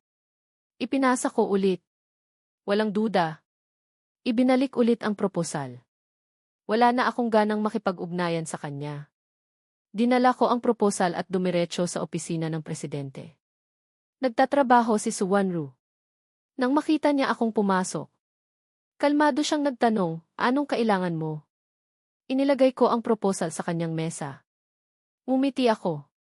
Suwanru, sa tingin ng supervisor mo sa department, hindi sapat ang ganda ng proposal ko. Baka gusto mong tingnan? Tiningnan niya ito. Habang binabasa niya, unti-unting nagliwanag ang kanyang mga mata. Ang mga ideya ay hindi karaniwan. Gumagamit ng talino para manalo. Ilang mga punto ay katulad pa ng kanyang mga iniisip. Tumingin siya. Ito ba ang assignment na ibinigay sa iyo ni Liu Jie? Nakangiti akong tumango. Tinawag ni Suwanru ang kanyang sekretarya para tawagin si Liu Jie. Nang makita ako ni Liu Jie, galit niya akong tiningnan. Bago maingat na nagtanong, President, bakit po? Malamig ang boses ni Suwanru. Ito ba ang assignment na ibinigay mo sa isang baguhan? Nanginig si Liu Jie. President Si. Galit siyang tiningnan ni Suwanru. Ang pinakamahalagang proposal para sa quarter na ito, ipinasa mo sa isang baguhan para gawin. At inaapi mo pa ang iyong nasasakupan. Liu Jie, ang lakas ng loob mo. Ibabawas ko ang 2 buwang sahod mo. Bihirang magalit si Suwanru. Pero ngayon, narinig ni Liu Jie ang lamig sa kanyang boses. At nanginig sa takot. Galit na galit si Liu Jie. Gusto na niya akong saktan. Pero hindi siya makapagsalita. Tahimik na lang siyang nagkimkim ng galit. Pagkaalis ni Liu Jie, tumingin sa akin si Suwanru. Si President Su pala ay patas magparusa at magbigay ng gantimpala. Tiningnan ni Suwanru ang aking walang pakialam na ngiti. Nag-isip siya. Ang lalaking ito ay puno ng sorpresa. Hindi niya ako binigo.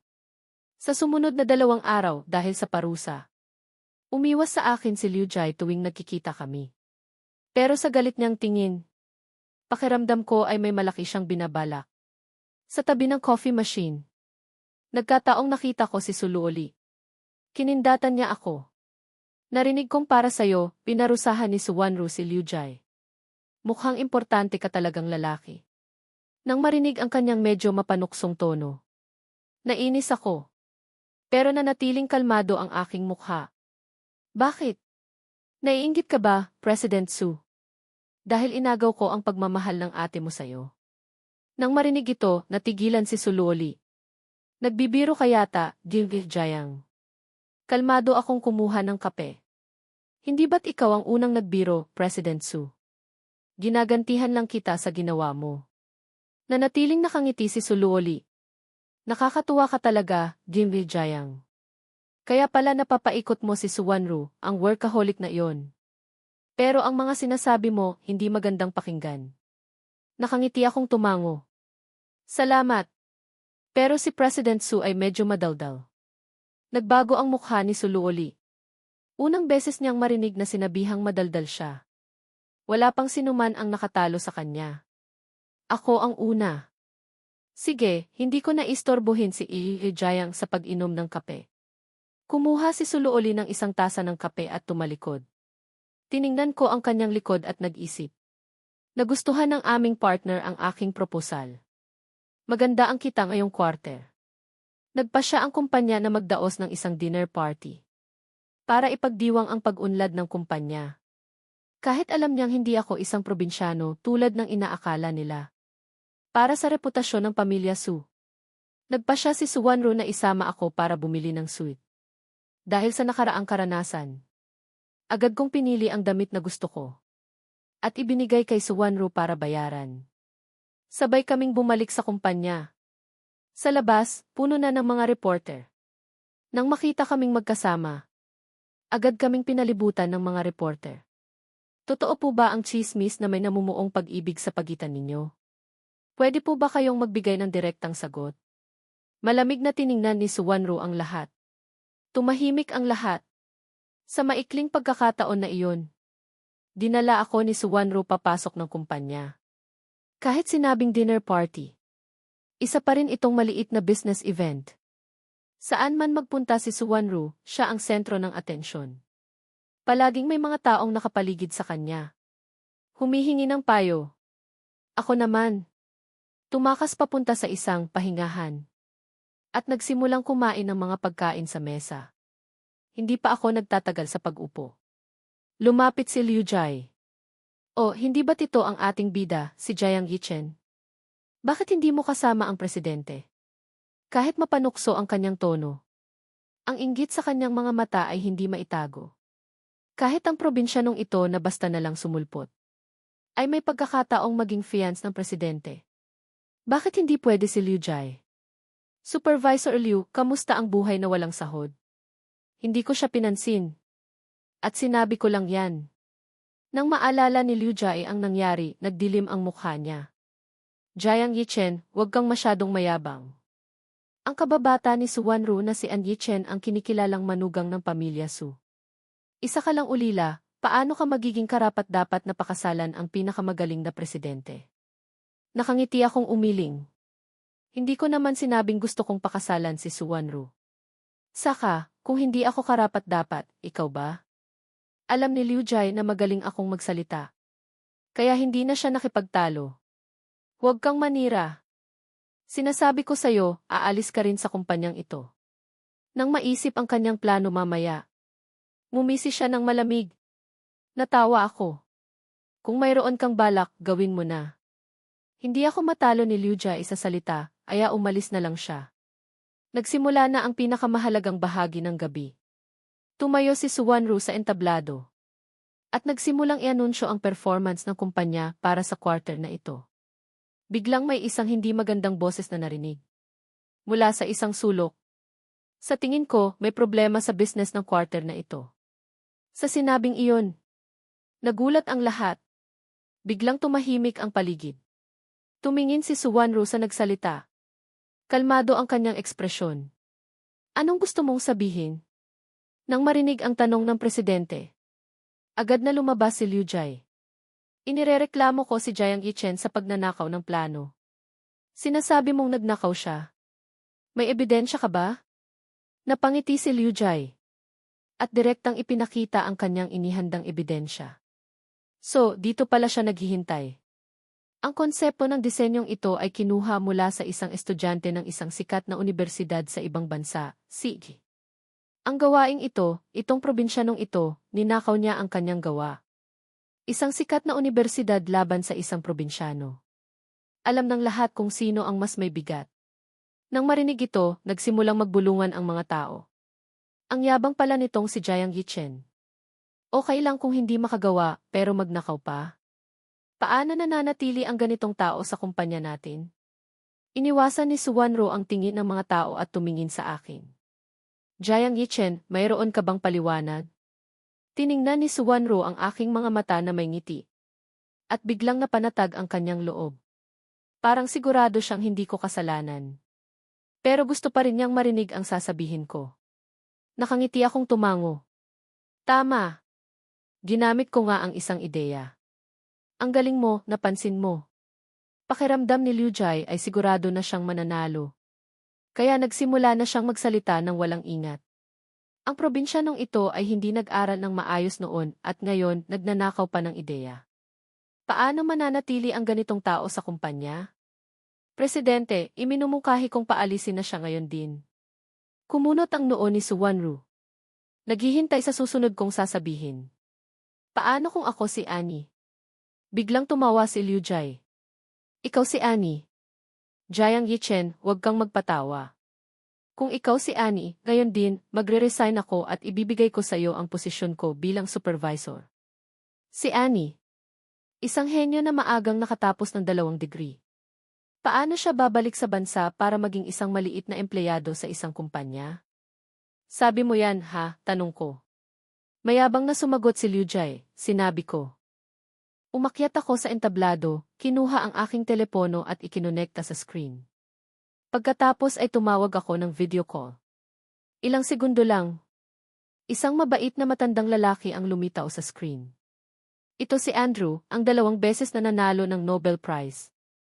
Natigilan ang lahat. Hindi nila inaasahan na kilala pala ni Jiang Yichen ang ganitong tao. Umiti ako. Hello, Professor. Pasensya na kung naistorbo kita sa ganitong paraan. Mukhang hindi naman nagalit si Andrew. Nang makita niya ako, umiti siya ng malapad. Annie, matagal ka nang hindi tumatawag sa akin. Masaya akong tumawag ka ngayon. Ayoko na ngang mag-eksperimento. Natawa ako. Pasensya na, Professor, na istorbo kita. Kailangan mong mag-eksperimento ng mabuti. Nag-usap kami sa Ingles. Tahimik ang lahat, hindi makapagsalita. Ang mga empleyado ng Su Corporation ay karaniwang galing sa mga sikat na unibersidad. Kaya naiintindihan nila ang aming usapan. Pero ang pinakamahirap intindihin ay hindi ang Ingles, kundi ang katotohanang kilala pala ni Jiang Yichen ang ganitong tao. At mula sa sinabi ni Professor Andrew, nalaman nilang ako nga si Annie. Gumuho ang mundo ni Liu Jai. Hindi siya makapaniwalang tiningnan ang screen at pagkatapos ay ako. Nawalan siya ng pag-asa. Natalo siya at talong-talo. Pagkatapos ng tawag, tiningnan ko ang namumutlang si Liu Jai. Malamig kong sinabi, Liu Jai, ginamit ko ang sarili kong ideya at sasabihin mo pang ninakaw ko. Hindi makapagsalita si Liu Jai. Ang puso ni Su Wanru ay hindi na mailalarawan sa pagkabigla. Talagang ang lalaking ito ay palaging nagbibigay sa kanya ng hindi inaasahang sorpresa. Liu Jai, ngayong gabi, pumunta ka sa Finance Department, kunin mo ang sahod mo at umalis ka na. Hindi gusto ni Su Wanru ng mga mayayabang na tao sa kanyang kumpanya. Isang salita lang at tinapos niya ang kapalaran ni Liu Jai. Naging maayos ang pagtatapos ng gulong ito. Nagpa siya si Su Wanru na ihatid ako pa uwi. Mayroon pa akong mahalagang gagawin. Kaya magalang akong tumanggi. Lumabas ako at sumakay sa isang kotse. Sa loob ng kotse, matagal nang naghihintay si Gu Qinghan. Bro, okay na ba ang katawan mo? Natawa ako. Matagal nang okay. Tara na, bilisan natin. Baka matapos na sila. Tumango si Gu Qinghan. At mabilis na pinaharurot ang kotse. Pupunta kami sa isang underground black market. Ngayong gabi, i-auction ang isang high-tech na computer. Sabi-sabi. Iniwan ito ng isang world-class na hacker. Iisa lang ito sa buong mundo. Mahilig akong magkalikot ng mga ganitong bagay. Kailangan kong makuha ang computer na ito. Pagdating namin sa lugar, sakto namang ang huling i-auction ay ang computer. Ang panimulang presyo ay 1 milyon. Maraming tumatawad. Hindi ako kumibo. Nang kakaunti na lang ang tumatawad, nagsimula akong magtaas ng presyo. 120 milyon. May tataas pa ba? Dahan-dahang itinaas ni Gu Qinghan ang kanyang placard. 130 milyon. 130 milyon. Mayroon pa ba? 130 milyon, una. 130 milyon, pangalawad. 200 milyon. Nawala ang ngiti sa labi ko. Sa di kalayuan, isang pamilyar na anino. Sayang lang at maraming nakasuot ng salamin sa lugar. Kaya mahirap makilala kung sino. 300 milyon, patuloy ni Gu Qinghan. Ang 300 milyon para sa isang computer ay sobra na. Wala nang tumatawad. Maliban sa isang babaeng nakasalamin na nagtaas ng kanyang placard. 400 milyon. 400 milyon. Tumingin si Gu Qinghan sa akin. Tinatanong kung tataas pa ba ako ng presyo. Umiling ako. Hayaan na natin sa kanya. Isang bagsak ng martilyo. Hindi na nagtaas ng presyo si Gu Qinghan. Ang computer ay napunta sa kanya. Pagkatapos, hinatid ako ni Gu Qinghan pa uwi. Pagdating pa lang sa labas ng auction house, hinarang kami ng isang grupo. Ang leader ay isang babaeng nakasalamin. Ang kanyang tindig ay nagpapakita ng mataas na katayuan. Yichen, matagal na tayong hindi nagkita. Kahit nakasalamin siya, agad kong nakilala kung sino siya. Bigla akong nagsalita sa tuwa, "Senior, anong ginagawa mo rito?" Pareho silang galing sa iisang master at parehong magagaling sa hacking. "Bakit ka nandito para bilhin itong computer?" Tanong ni Xia Bingsu sa akin. "Nakalimutan mo na ba? Kaarawan mo sa makalawa. Alam kong gusto mo ito, kaya't pumunta ako rito para bilhin para sa'yo." "Gaano ka katagal dito?" "Hindi rin. Aalis na ako bukas. Balak ko sanang ipaship ito sa'yo, pero heto, personal ko nang maibibigay." Nainis ako ng kaunti. Kung alam ko lang na ikaw yan, hindi na sana ako nakipagkompetensya. Sayang lang ang perang ibinayad sa auction house. Ginulo ni Xia Bingsui ang buhok ko. "Okay lang yan. 400 milyon lang naman. Ang mahalaga, masaya ka." Isang anino ang mabilis na dumaan sa isang sulok. Matapos ang kaunting kwentuhan, umalis na si Xia Bingsui para habulin ang kanyang flight, at ako naman ay bumalik na sa bahay ng mga Su. Kinaumagahan, pagbaba ko para kumain, kakaiba ang tingin ng lahat sa akin. "Hindi ko akalain," sabi ni Suksya Oksiao, "na isa ka palang henyo." Umupo ako at hindi pinansin ang kanyang pang-iinsulto. Sinaway siya ni Sufiu, "Tumahimik ka na." Pagkatapos, sinabi niya, "Weekend ngayon, kaya't napagdesisyonan kong umakyat tayong lahat sa bundok." Ayaw ng 5 magkakapatid. Nakakapagod at nakakaitim umakyat ng bundok at wala silang interes doon.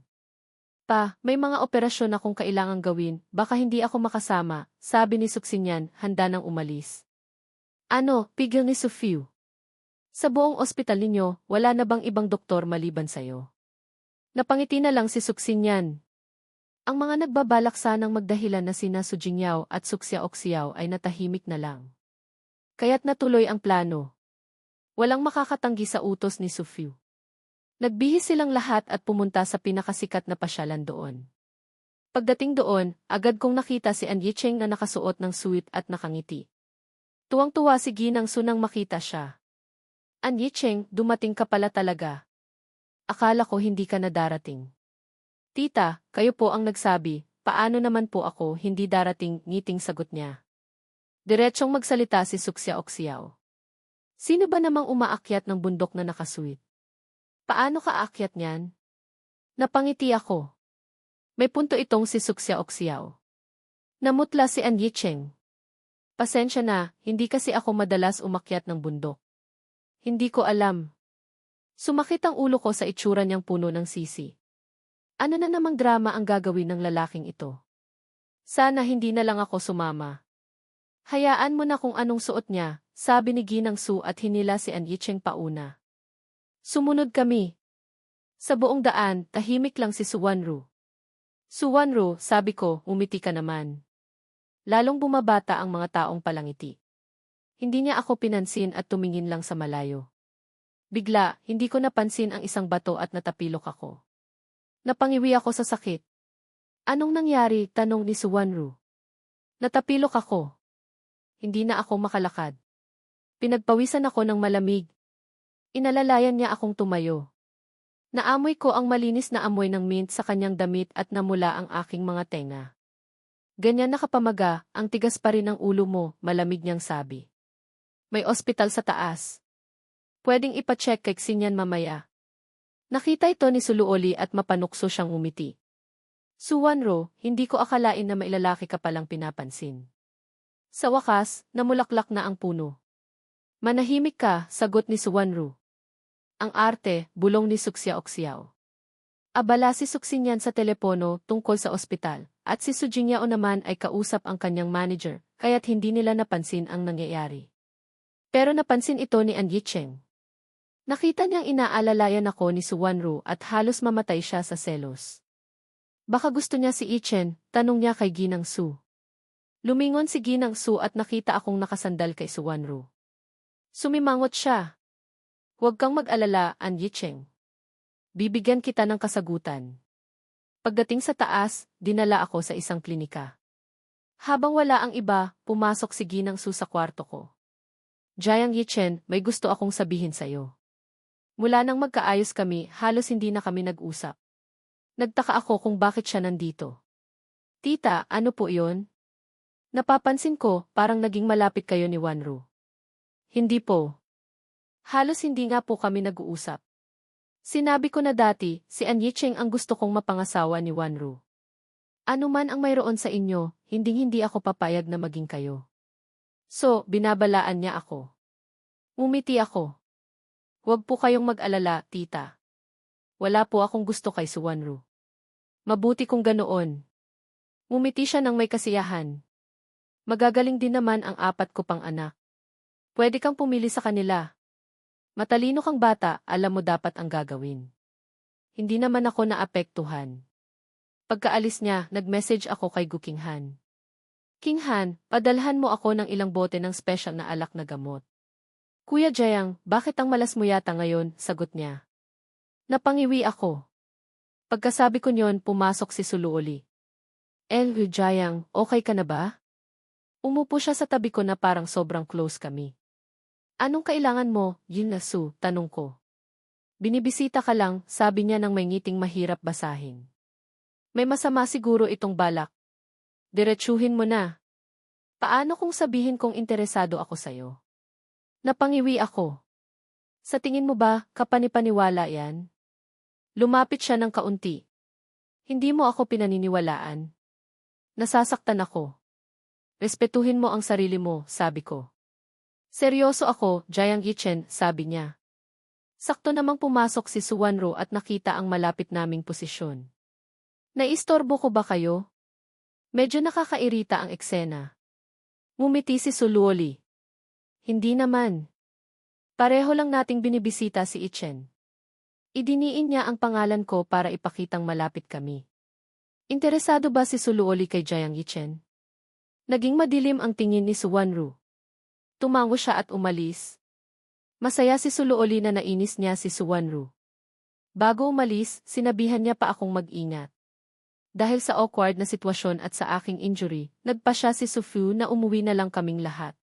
Dinala ako sa ospital kung saan nagtatrabaho si Suxinyan. Kumatok si Sufu sa pinto ko.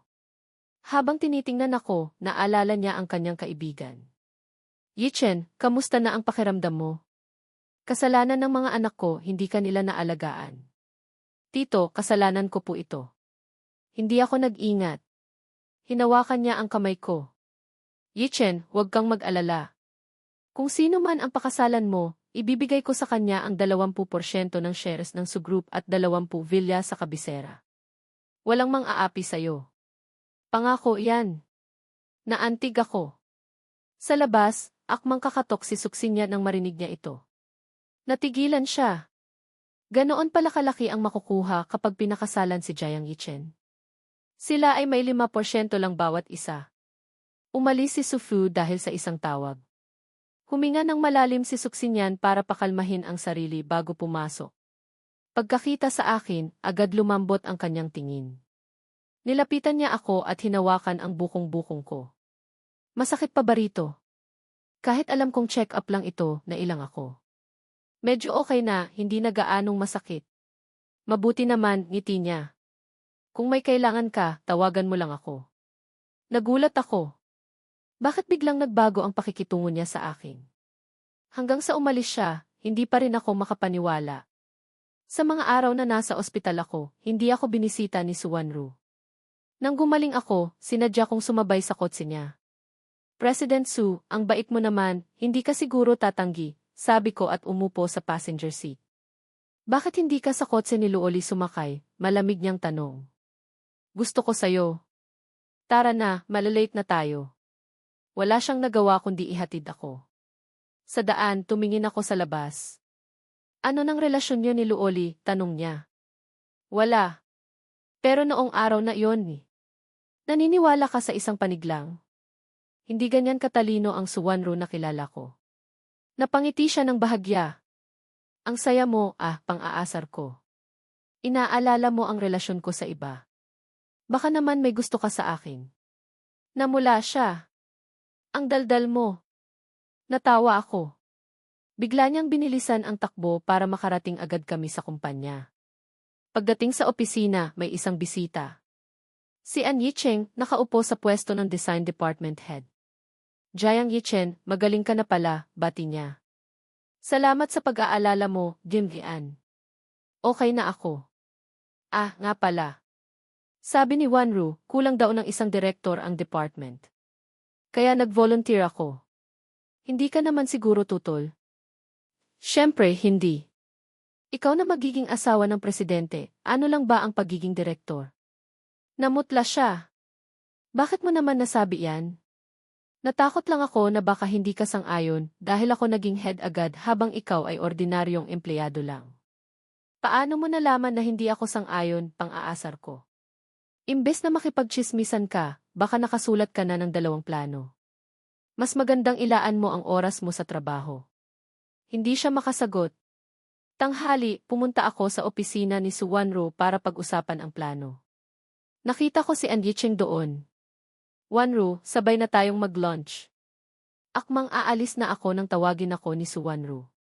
Jiang Yichen, pasok. Pumasok ako.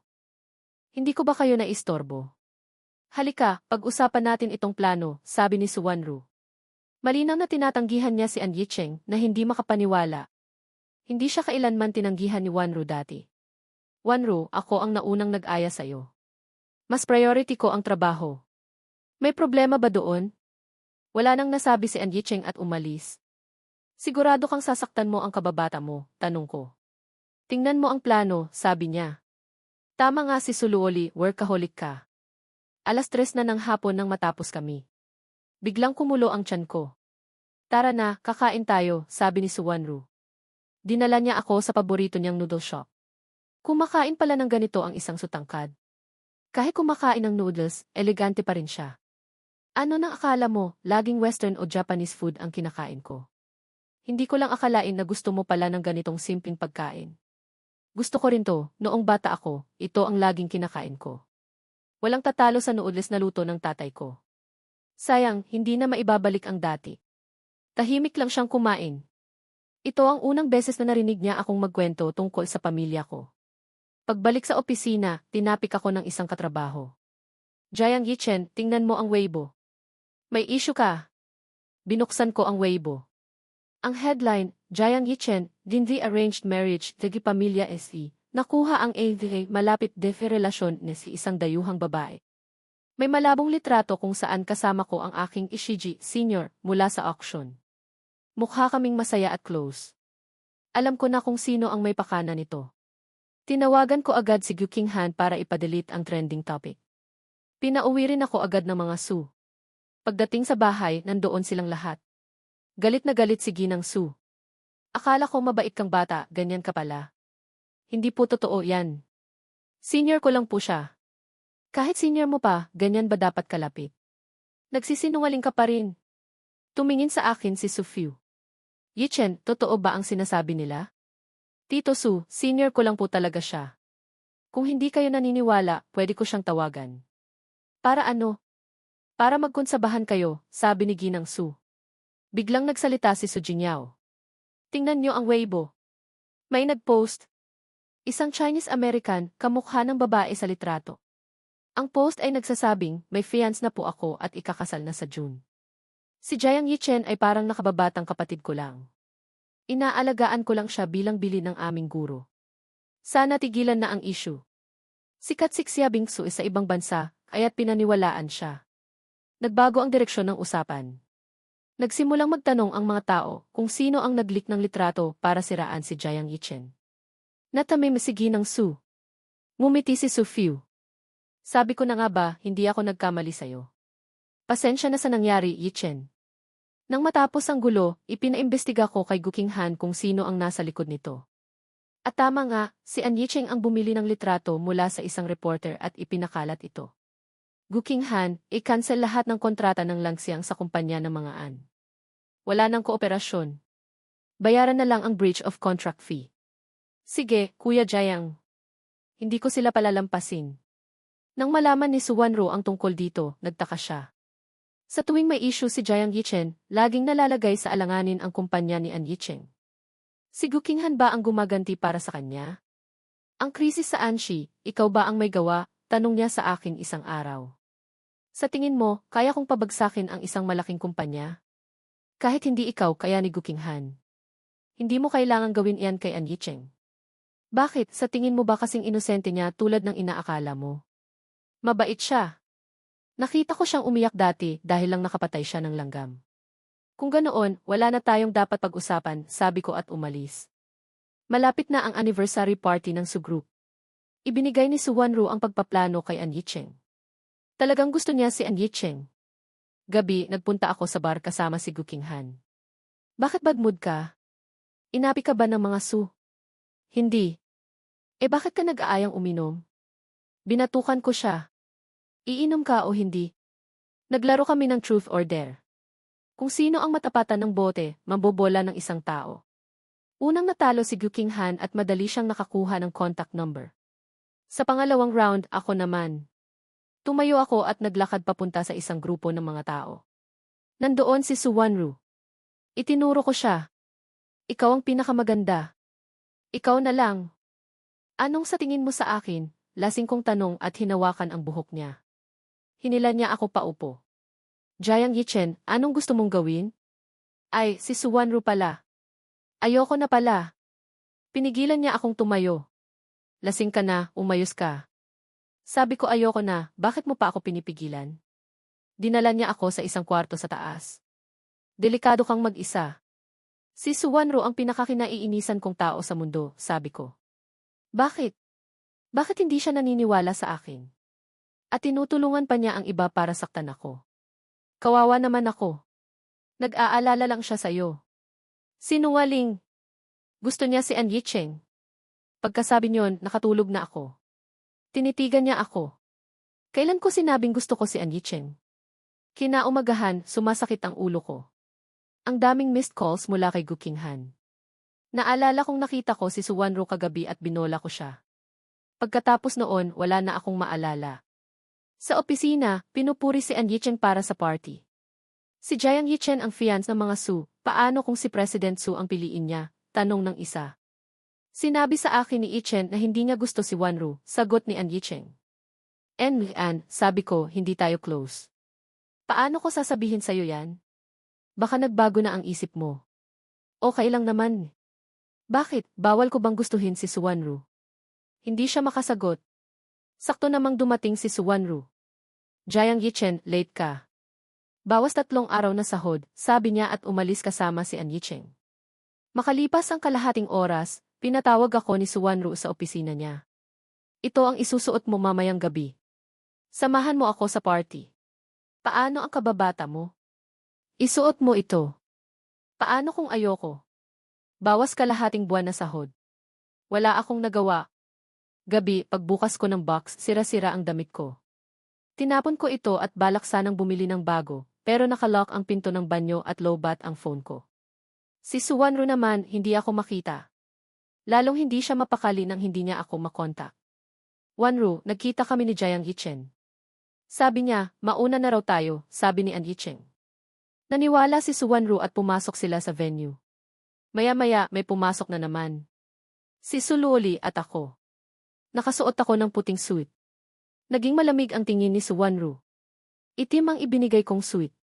Galit pa talaga siya sa akin kaya't sinadya niyang hindi ito isuot at kasama pa si Su Luoli. Ate, ang aga niyo, bati ni Su Luoli. Nagulat si An Yicheng nang makita ako. Paano? Salamat kay In Magsu, sabi ko. Kung hindi dahil sa kanya, nasa banyo pa rin ako. May sumira kasi ng damit ko at nilock ang pinto. Kinabahan si An Yicheng. Nagsisimula na ang party, sabi ni Su Wanru. Tumingin ako kay Su Luoli. Luoli, pwede ba kitang isayaw? Pumayag siya. Sumayaw kami at lahat ay napatingin sa amin. Nainis si Su Wanru. Hindi kami bagay ni Su Luoli. Wanru, sayaw tayo, aya ni An Yicheng. Ayoko, sabi niya at pumunta sa isang sulok para uminom. Maya-maya, uminit ang kanyang katawan. Nalaman niyang may naglagay ng gamot sa inumin niya. Lumapit si An Yicheng. Anong nangyari sa'yo? Sinubukan ni Su Wanru na umalis at pumunta sa opisina niya. Sumunod si An Yicheng. Nang matapos ang sayaw namin, hinanap ko si Su Wanru. Wala na sila ni An Yicheng. Hinahanap mo ang ate ko, sabi ni Su Luoli. Nakita kong inakay siya ni An Yicheng paakyat. Hindi ako pupunta, sabi ko. Pero biglang may nag-message sa phone ko. Mula kay Suwanru. Umakyat ka. Printing room. Nag-alala ako. Imposibleng gumawa ng ganoong bagay si Suwanru. Umakyat ako. Nasa printing room nga siya, pinipigilan ang epekto ng gamot. Nakita kong hindi ito ordinaryong gamot. Pagkakita sa akin, hinawakan niya ang kamay ko at hinila ako papalapit. Bago pa man niya ako mahalikan, pinigilan ko siya at pinatulog. Hay, nakuha pang manamantala. Tumawag ako ng bodyguard para dalhin siya sa ospital. Kinaumagahan, paggising niya, nakita niya ako. Binantayan mo ako buong gabi? Ang baba ng alerto mo. Nagpalagay ka pa ng gamot sa inumin mo. Hindi siya kumibo. Aalis na ako. Interesado sa'yo si Suluoli, sabi niya. So, mahilig siyang makipagkompetensya sa akin. Baka ginagamit ka lang niya laban sa akin at hindi dahil gusto kanya talaga.